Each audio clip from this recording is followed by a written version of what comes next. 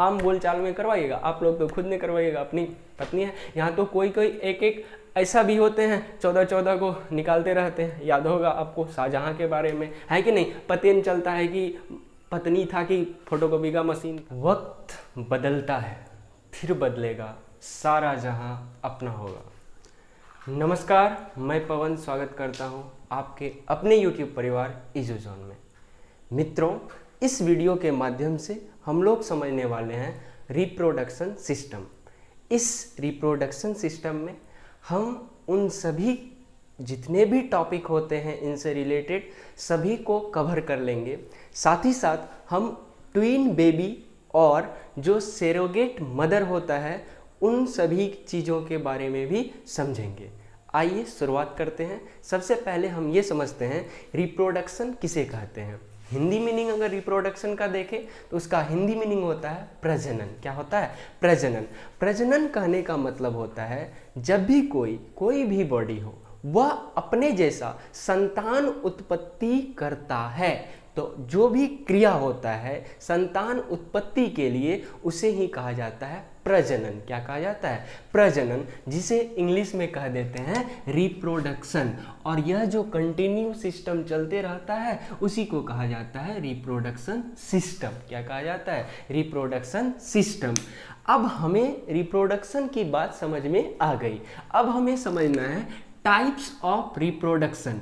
जानेंगे types of reproduction के बारे में। टाइप्स ऑफ रिप्रोडक्शन में हम लोग दो टाइप्स के रिप्रोडक्शन के बारे में समझेंगे। एक होगा हमारा असेक्सुअल रिप्रोडक्शन और दूसरा होगा सेक्सुअल रिप्रोडक्शन। असेक्सुअल रिप्रोडक्शन ढेर सारे प्रकार के होते हैं। साधारण शब्दों में कहे असेक्सुअल रिप्रोडक्शन जो होगा जिसमें कि नर जननांग और मादा जननांग भाग नहीं लेते हैं, और फिर जो रिप्रोडक्शन होता है उसी को कहा जाता है असेक्सुअल रिप्रोडक्शन। ये तीन प्रकार के होते हैं। एक होते हैं फिजन, जिन्हें हम लोग कहते हैं विखंडन, और दूसरा होता है बडिंग, जिन्हें कहते हैं मुकुलन, और तीसरा होता है काई, जिसे कहते हैं वेजिटेशन। ये फिजन विखंडन क्या होता है कि इसमें हमेशा क्या होता है, जो भी एक कोशिकीय जीव होते हैं तो एक कोशिकीय जीव में ना तो नर जननांग भाग लेते हैं ना तो मादा जननांग। तो उनमें क्या होता है, एक कोशिकीय जीव ही एक दूसरे पार्ट में टूट जाते हैं, और जो दूसरे पार्ट टूट गया तो वह भी क्या हो गया, अपने से खुद से संतान तैयार हो गया, और इसी को तो कहा जाता है प्रजनन। तो इस तरह से इसमें बन जाता है। और बडिंग या मुकुलन क्या होता है, कभी कभी जो एक कोशिकीय जीव होते हैं उनमें किसी खास पार्ट में उभार आ जाता है, और उसी उभार को क्या कहा जाता है, बड कहा जाता है। और जो उभार आते हैं वही टूट करके फिर अपने जैसे संतान की उत्पत्ति कर लेते हैं, जिन्हें ही कहा जाता है बडिंग या मुकुलन। थर्ड होता है कायिक, जिसे हम लोग कहते हैं वेजिटेशन। कायिक क्या होता है, यह जनन हमेशा जितने भी फूल पत्ती या तना सब में देखे जाते हैं उन्हीं को कहा जाता है कायिक। अब दूसरा जो टाइप्स होता है रिप्रोडक्शन का, सेक्सुअल रिप्रोडक्शन, इनके बारे में समझना है। सेक्सुअल रिप्रोडक्शन कहने का मतलब होता है कि जब भी रिप्रोडक्शन में मादा जननांग और नर जननांग दोनों भाग लेंगे, मतलब दोनों के हेल्प से होगा, तो उसे ही कहा जाता है सेक्सुअल रिप्रोडक्शन। क्या कहा जाता है? Sexual reproduction. अब हम जानेंगे मादा जननांग क्या है, नर जननांग क्या है। आप हिंदी मीनिंग में अगर दिक्कत हो रही है तो इसे कह देते हैं मेल गेमेट, और अगर मादा जननांग के इंग्लिश की बात करें तो उसे कह देते हैं फीमेल गेमेट। क्या कह देते हैं? Female gamete. तो जब भी कभी प्रजनन में मेल गेमेट और फीमेल गेमेट दोनों भाग लेते हैं तो उसे कहा जाता है सेक्सुअल रिप्रोडक्शन। क्या कहा जाता है? Sexual reproduction. तो अब हम लोग समझेंगे मादा जननांग के बारे में। किसके बारे में? मादा जननांग के बारे में। मादा जननांग में सबसे पहले आपको समझना है ओवरी। क्या समझना है? ओवरी के बारे में, जिसे कहते हैं हिंदी में अंडाशय। क्या कहते हैं? अंडाशय। इस अंडाशय में 2 ओवम रहते हैं। कितने ओवम? 2 ओवम, जिसे अंडाणु कहते हैं। क्या कहते हैं? हिंदी में ओवम को कहते हैं अंडाणु। यह जो क्रिया होती है अंडाणु बनने की, वह 24 दिन, मतलब एक अंडाणु रहा और वह 24 दिन के बाद डिस्ट्रॉय होकर के 24 से 28 दिन के बाद फिर वह नष्ट हो जाता है। तो यह हमें वहाँ तक नहीं, केवल ये समझना है कि ओवरी में जो अंडाणु होते हैं तो वह क्या हो गया, ओवरी। पहला मादा जननांग क्या हो गया, ओवरी। दूसरा अगर हम बात करें तो दूसरा आपका हो जाता है, अंडवाहिनी, और तीसरा हो जाता है गर्भाशय। ओवरी समझ में आ गया, अब फिगर देख सकते हैं ओवरी का। उसके बाद अब समझना है अंडवाहिनी के बारे में, जिसे फॉलोपियन ट्यूब कहते हैं। तो जो भी फर्टिलाइजेशन की क्रिया होती है, फर्टिलाइजेशन क्या होता है उनको हम लोग समझने वाले हैं, वो हमारा निषेचन जो होता है टॉपिक है, वहाँ हम लोग समझेंगे। लेकिन अभी आप समझिए जो फर्टिलाइजेशन की क्रिया होती है, जिसमें कि मेल गैमेट और फीमेल गैमेट मिलते हैं और मिल करके फर्टिलाइज करते हैं, तो जहाँ से जाइगोट का निर्माण होता है, तो वो जो क्रिया होती है वह अंडवाहिनी में होती है। कहाँ पे होती है? अंडवाहिनी में होती है। और यह क्रिया संपूर्ण होने के बाद वह कहाँ आ जाता है? जो जाइगोट बन करके जब तैयार हो जाता है, तो वह जाइगोट आकर के गर्भाशय में रुक जाता है। कहाँ रुक जाता है? गर्भाशय में। अब यह जो गर्भाशय होता है, जिसे वेटरस कहते हैं, तो यह गर्भाशय में जाइगोट का अगर सबसे पहला, जाइगोट मतलब भ्रूण, क्या होता है? भ्रूण मतलब जाइगोट का जब भी पहला पार्ट्स ऑफ बॉडी जो डेवलप होता है वह होता है यकृत, जिसे क्या कहते हैं? लीवर। क्या कहते हैं? लीवर। क्या कहते हैं? लीवर। और उस भ्रूण को जो आहार मिलता है, मतलब जो पोषक तत्व मिलते हैं, वह कहाँ से मिल जाते हैं? आहार नाल के, आहार नाल से। कहाँ से मिल जाते हैं? आहार नाल से। आप मादा जननांग के बारे में समझे होंगे। मादा जननांग में सबसे पहले ओवरी के बारे में समझिए, उसके बाद आप फॉलोपियन ट्यूब के बारे में, उसके बाद वेटरस के बारे में। अब आपको तीनों चीज़ों के बारे में ठीक ठाक ज्ञान हो गया होगा। अब आपको समझना है नर जननांग के बारे में। किसके बारे में समझना है? नर जननांग। तो नर जननांग भी नर जननांग में भी आपको तीन तरीके से, तीन पार्ट के बारे में समझना है। एक पहला हो गया टेस्टिस। क्या हो गया? टेस्टिस। दूसरा आपको समझना है वेस डिफरेंस के बारे में, और तीसरा आपको समझना है पेनिस के बारे में। पहला आपका हो गया टेस्टिस, दूसरा हो गया वेस डिफरेंस, और तीसरा हो गया पेनिस। तो अगर बात करें टेस्टिस का, तो इसका हिंदी मीनिंग वृषण हो जाता है, और जब ये वेस डिफरेंस, तो एज इट इज वेस डिफरेंस ही रह जाता है। तो टेस्टिस का क्या कार्य होता है, वृषण का क्या कार्य होता है? इनका मेनली जो कार्य होता है वह शुक्राणु को बनाना इसका मुख्य प्रमुख कार्य हो गया। और साथ ही साथ इसका जो प्रमुख कार्य है वह ऑक्सीटोसिन हार्मोन को रिलीज करना, जिससे कि क्या हो? उत्तेजना पैदा हो। तो उसका काम किसका है? टेस्टिस का। वह काम किसका है? टेस्टिस का। साथ ही साथ वेस डिफरेंस का क्या काम है? यह वेस डिफरेंस जो होता है, जो नस होता है, ये क्या करता है? टेस्टिस से शुक्राणु को पेनिस तक पहुंचाने का कार्य करता है। तो टेस्टिस से शुक्राणु को, जिसे स्पर्म कहते हैं, वह पेनिस तक पहुंचाने का कार्य कौन करता है? वेस डिफरेंस। फिगर देखिए। और उसके बाद पेनिस का प्रमुख कार्य क्या है? पेनिस का प्रमुख कार्य है कि शुक्राणु को सीधा ओवरी में पहुंचा देना। शुक्राणु को ओवरी में पहुंचा देने का जो काम करता है, जो पार्ट्स ऑफ बॉडी काम करता है, उसी को कहा जाता है पेनिस। क्या कहा जाता है? पेनिस। और इनका एक कार्य हो जाता है मूत्र विसर्जन के करने में। किसका? पेनिस का। आप मादा जननांग और नर जननांग के बारे में समझ चुके होंगे। अब क्या होता है? निषेचन की क्रिया। क्या होती है? निषेचन की क्रिया। निषेचन की क्रिया को समझना है तो सीधे सीधे मतलब में समझिए, मादा जननांग और नर जननांग का मिलन, मादा जननांग नर जननांग का मिलन, और मिल करके क्या? एम्ब्रॉय तैयार करना, भ्रूण निर्माण करना ही निषेचन की क्रिया कहलाती है। अब यह जो निषेचन की क्रिया होती है, यह अंडवाहिनी में फॉलोपियन ट्यूब में कंप्लीट होती है। कहाँ कंप्लीट होती है? फॉलोपियन ट्यूब में कंप्लीट होती है। अब इस निषेचन को बहुत अच्छे तरीके से आपको शुक्राणु और अंडाणु के बारे में भी अच्छा ज्ञान होना चाहिए। देखिए, शुक्राणु क्या होते हैं? तो ये जो होते हैं यह मेल जाइगोट होते हैं, जो कि टेस्टिस में बनते हैं और पेनिस के माध्यम से ओवरी में पहुंचते हैं। तो यह शुक्राणु जो होना चाहिए, यह तभी नए रिप्रोडक्शन को बना सकता है, मतलब नए संतान की उत्पत्ति कर सकता है, जो शुक्राणु क्या हो? पूंछ वाला हो। कैसा हो? पूंछ वाला। जब भी कभी भी फर्टिलाइजेशन के लिए शुक्राणु जाता है, तो केवल एक शुक्राणु नहीं जाता है, लाखों शुक्राणु जाते हैं, लेकिन उनमें से एक ही शुक्राणु पहुंच पाते हैं। कहाँ पे? यह ओवम के पास, अंडाणु के पास। और वह ओवम, वह शुक्राणु ही नए संतान की उत्पत्ति कर सकता है जिनमें क्या हो, पूंछ हो।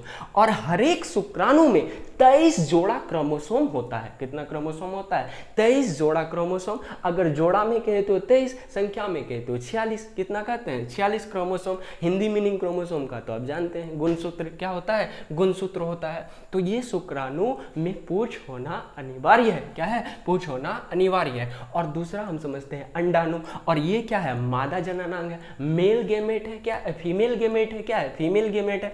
और यह अंडाणु भी परिपक्व होना चाहिए। परिपक्व होने कहने का मतलब है कि जब भी जो फीमेल के होते हैं, जो मासिक धर्म होता है, तो मासिक धर्म में क्या होता है, जब 20 दिन क्रॉस कर जाते हैं तो उसके अंडाणु धीरे धीरे नष्ट होने के कगार पे आ जाते हैं। तो इसका मतलब है कि अब उनमें परिपक्वता नहीं रही कि वह संतान की उत्पत्ति कर सके, भ्रूण का निर्माण कर सके।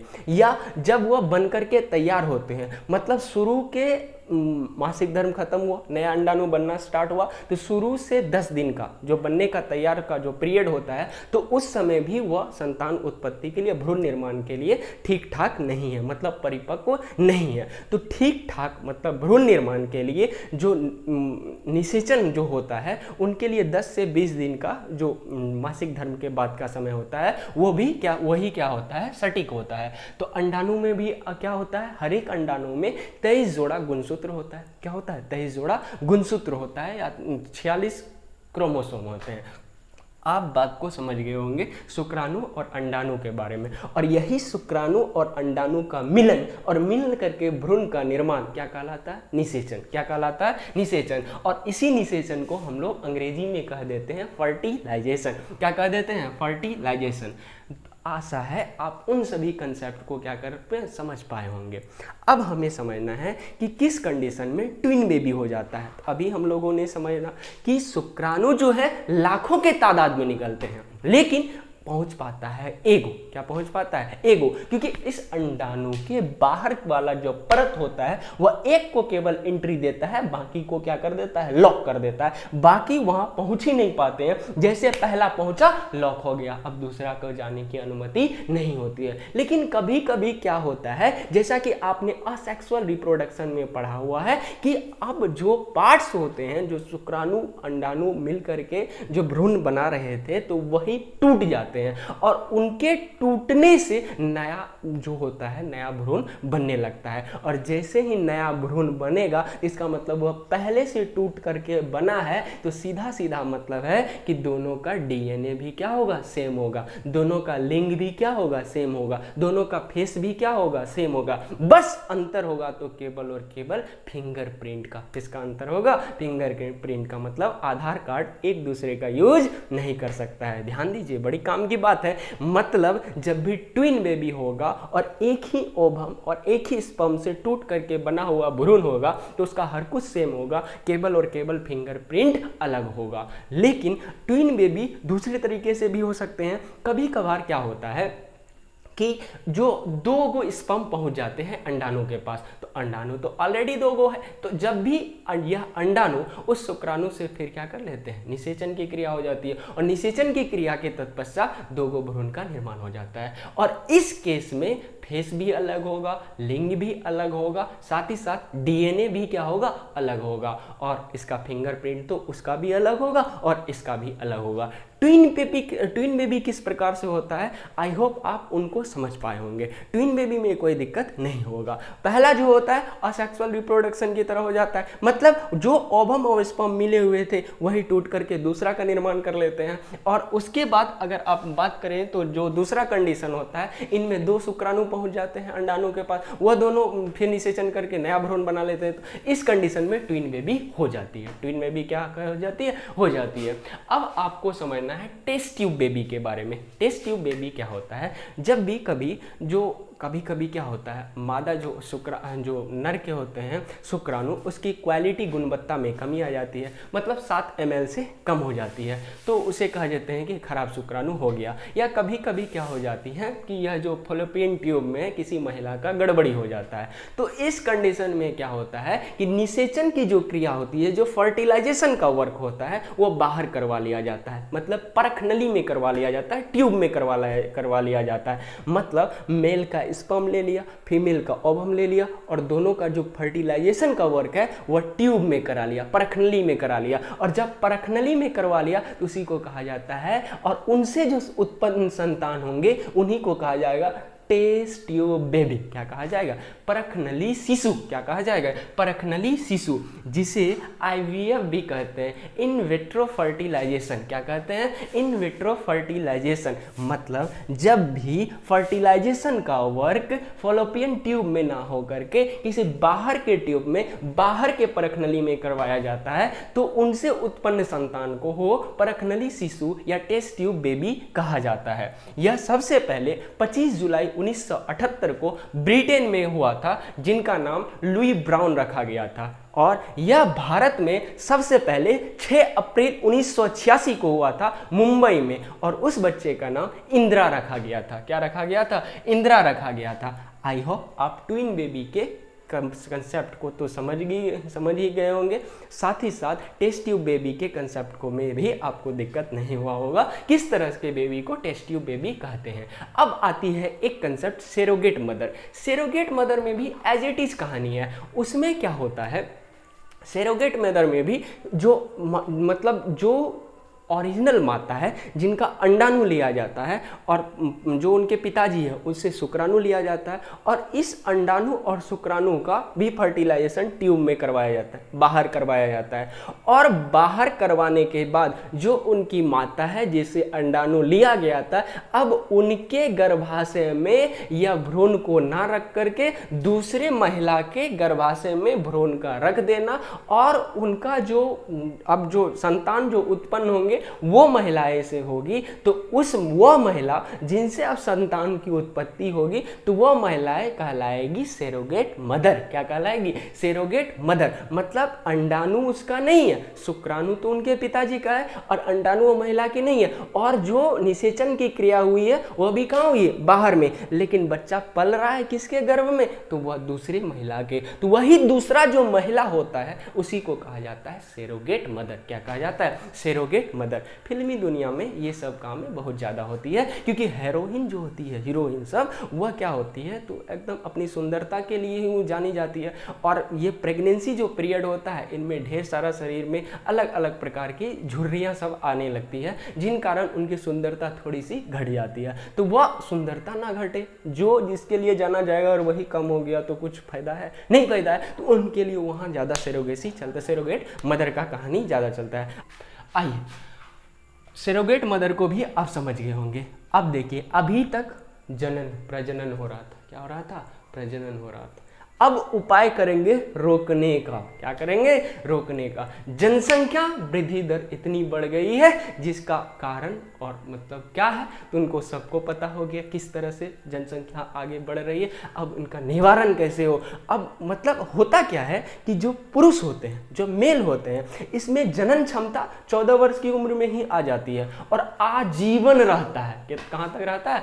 आजीवन रहता है। लेकिन महिलाएं में क्या होती है, वह 12 वर्ष में आ जाती है लेकिन 50 वर्ष तक की उम्र तक ही रहती है। तो अब इस तरह से जब भी वो अब संपर्क में आते रहेंगे तो मतलब क्या होगा? प्रजनन होते रहेगा। तो इसका मतलब अब इनको रोकने का कोई ना कोई तो उपाय होगा। तो इसके लिए होता है वेस्कोटोमी। क्या होता है? वेस्कोटोमी। हिंदी मीनिंग समझेंगे तो नसबंदी। क्या कहा जाता है? नसबंदी। इसमें क्या हो जाता है, जो वैस डिफरेंस होता है, मतलब नर जननांग का जो वैस डिफरेंस के बारे में आप पढ़े हैं, जिनका काम होता है टेस्टिस से शुक्राणु को पेनिस तक पहुंचाने, उसी को काट दिया जाता है। क्या किया जाता है? काट दिया जाता है। उसे ही कहा जाता है नसबंदी। 1984 के समय में भारत में ढेरों ढेर पकड़ के वेस्कोटोमी हो रहा था। अब देखिए, दूसरा होता है ट्यूबकोटोमी, जो कि हमारे ग्रामीण समाज में यही ज़्यादा प्रचलित है। ट्यूबकोटोमी। ट्यूबकोटोमी में क्या होता है, इसमें महिलाएं का जो फॉलोपियन ट्यूब होता है उनको काट दिया जाता है, जिसे हिंदी मीनिंग में नलबंदी कहते हैं। क्या कहते हैं? नलबंदी। मतलब अब जो है अंडवाहिनी नहीं रहा। अंडवाहिनी नहीं रहा तो शुक्राणु आएंगे, ओवम से मिलेंगे, फर्टिलाइजेशन होगा ही नहीं। फर्टिलाइजेशन नहीं होगा तो भ्रूण का निर्माण नहीं होगा। भ्रूण का निर्माण नहीं होगा, और भ्रूण का निर्माण नहीं होगा मतलब अब समझ रहे हैं, संतान नहीं होगा, समझ रहे हैं कि नहीं। अब एक होता है हिस्टेरियोटोमी। क्या होता है? हिस्टेरियोटोमी। हिस्टेरियोटोमी क्या होता है? किसी किसी महिलाएं का गर्भाशय खराब हो जाता है। गर्भाशय खराब होने का मतलब अब कुछ उनमें दिक्कतें आ जाती है। तो होता क्या है कि अब पूरे विट्रस को ही काट करके शरीर के बाहर निकाल दिया जाता है। यह एक अपसेसीय अंग है। अपसेसिक अंग कहने का मतलब इनके बिना आपका जीवन संभव है। ऐसा नहीं है कि उसको काट दिया जाए तो अब जीवन नहीं रहेगा, कुछ नहीं। वो उसका काम तो आप समझ रही हैं कि उसका काम क्या है। विट्रस का काम गर्भाशय मतलब बच्चे का, भ्रूण का वहां पे विकास होता है। तो अब उनको काट के टोटल कंप्लीट विट्रस को ही कंप्लीट बाहर निकाल दिया जाए तो उसी को कहा जाता है हिस्टेरियोटोमी। क्या कहा जाता है? हिस्टेरियोटोमी। हिस्टेरियोटोमी समझने में कोई दिक्कत अब आपको नहीं हुआ होगा। जब भी किसी महिलाएं की पूरे विट्रस को काट कर बाहर निकाल दिया जाए तो उस प्रोसेस को कहा जाता है हिस्टेरियोटोमी। जबकि ट्यूबकोटोमी कहा जाता है जब भी महिला का फॉलोपियन ट्यूब को काट दिया जाए तो उसे कहा जाता है ट्यूबकोटोमी। अब वेस्कोटोमी क्या होता है? वेस्कोटोमी होता है जब पुरुष का वेस्ट डिफरेंस को काट दिया जाए तो उसे कहा जाता है वेस्कोटोमी। अब यह इम्यूनोसेप्टोसिस क्या होता है? इम्यूनोसेप्टोसिस एक तरीका है। इम्यूनोसेप्टोसिस क्या है? इम्यूनोसेप्टोसिस एक तरीका है जिनसे भ्रूण का निर्धारण किया जाता है। मतलब ये लड़की है या लड़का है, लड़की है या लड़का है, इसके लिए इम्यूनोसेप्टोसिस होता है जो कि कानूनन अपराध है। क्या है? कानूनन अपराध है। मतलब आप किसी भी चाहे वो क्लिनिक पे जाकर के इम्यूनोसेप्टोसिस नहीं करवा सकते हैं, भ्रूण का निर्धारण नहीं करवा सकते हैं, क्योंकि हमारे जो समाज में होती है गलत गलत प्रथाएं चली हुई है। हालांकि आज कोई भी लड़की और लड़का में तो हमें तो कोई अंतर नहीं दिख रहा है। आप लोगों को अगर अंतर दिख रहा है तो आप जरूर कमेंट करें कि अब समाजें बदल रही है। तो कहीं ना कहीं लड़की को पहले इस तरह से जो लिंग निर्धारण होने के बाद उसको गर्भ से मतलब जो जन्म से पहले ही मार दिया जाता था, उन सभी को देखते हुए सरकार इसको बंद कर दिया है, तो जिसको कानूनन अपराध माना गया है। लेकिन अगर वो प्रोसेस के बारे में आपको पूछा जाए तो वो हो जाता है इम्यूनोसेप्टोसिस। क्या हो जाता है? इम्यूनोसेप्टोसिस। सेरोगेट मदर के बारे में समझ में आ गया कि मतलब फर्टिलाइजेशन की क्रिया बाहर ही होगी, ओवम लिया जाएगा और स्पर्म लिया जाएगा, दोनों को फर्टिलाइज करवा के किसी दूसरे महिला के गर्भ में डाल दिया गया। दूसरे महिला से जो संतान की उत्पत्ति होगी उन संतान के लिए वो सेरोगेट मदर कहलाएगी। क्या कहलाएगी? Surrogate mother. Test tube baby में तो कोई दिक्कत है ही नहीं, जो मतलब माताजी आई पिताजी आए, माताजी से ओवम लिया पिताजी से स्पर्म लिया, दोनों को एक ट्यूब में फर्टिलाइज करवा दिया गया और फर्टिलाइजेशन के तत्पश्चात माताजी के विट्रस में क्या किया? एम्ब्राय को डाल दिया गया। क्या किया? भ्रूण को रख दिया गया। अब जो संतान की उत्पत्ति होगी उसे ही परखनली शिशु कहा जाता है। ट्विन बेबी में कोई दिक्कत है ही नहीं। ट्विन बेबी एक असेक्सुअल को दिखाया जाता है। असेक्सुअल करने का मतलब एक कोशिकीय नहीं, मतलब कि अब इसमें एक टूट करके दो का निर्माण कर ले तो जैसे ही एक टूट गया तो दूसरा निर्माण होगा तो दो गो हो गया, जिसे ही जुड़वा बच्चा कहा जाता है। ट्विन बेबी का मतलब तो वही हुआ जुड़वा बच्चा। और दूसरा होता है कि कभी कभार दो गो शुक्राणु पहुंच जाते हैं, एक वो पहुंचा इंटरलॉक होते होते वो घुस गया, वो जैसे घुस गया तो दो अंडाणु पहले से दो शुक्राणु मिलकर के दो अलग अलग बच्चे निर्माण कर, दो अलग अलग भ्रूण का निर्माण हो जाएगा, तो उसे ही कहा जाता है ट्विन बेबी। अंडाणु ये मादा जननांग हो गया, शुक्राणु मतलब मेल गेमेट हो गया और ये फीमेल गेमेट हो गया अंडाणु। उसके बाद निषेचन फर्टिलाइजेशन तो समझ में आ गया है कहाँ पे कंप्लीट होता है? फॉलोपियन ट्यूब में होता है। इसमें क्या होते हैं? अंडाणु और शुक्राणु का मिलन, और अंडाणु और शुक्राणु मिल करके क्या बना लेते हैं? एम्ब्रॉय। आपको याद होगा जब यह क्या होगा? अंडाणु और शुक्राणु का मिलन होगा। क्या होगा? मिलन होगा। और इनके बाद क्या बनेंगे? भ्रूण बनेंगे। क्या बनेंगे? भ्रूण। और इसे ही कहा जाता है एम्ब्रॉय। क्या कहा जाता है? एम्ब्रॉय। और यह एम्ब्रॉय कन्वर्ट हो जाता है इन्फेंट में, जिसे कहा जाता है नवजात। क्या कहा जाता है? नवजात। और यह इन्फेंट जो होते हैं कन्वर्ट हो जाते हैं बेबी में। किसमें कन्वर्ट हो जाते हैं? बेबी में, जिसे आप कहते हैं शिशु।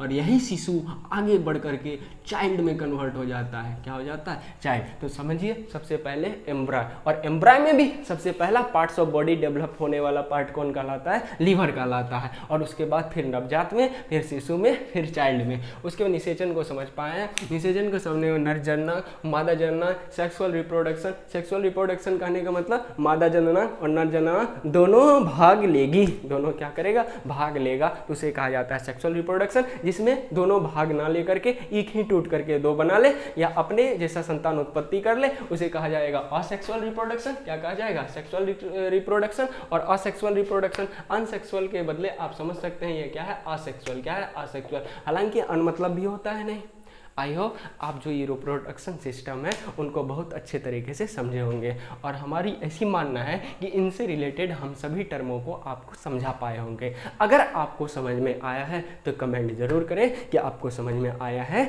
या नहीं आया है। जिस भी टॉपिक में फिर भी आपको दिक्कत है तो आप कमेंट करें, हम उन टॉपिक का फिर पार्टिकुलर वीडियो डाल करके आपको उसको समझाने का प्रयास करेंगे। थैंक यू वेरी मच इस वीडियो से जुड़े रहने के लिए। मिलेंगे नेक्स्ट वीडियो में, तब तक हंसते रहिए, खिलखिलाते रहिए, मुस्कुराते रहिए और देखते रहिए आपका परिवार इस जय हिंद।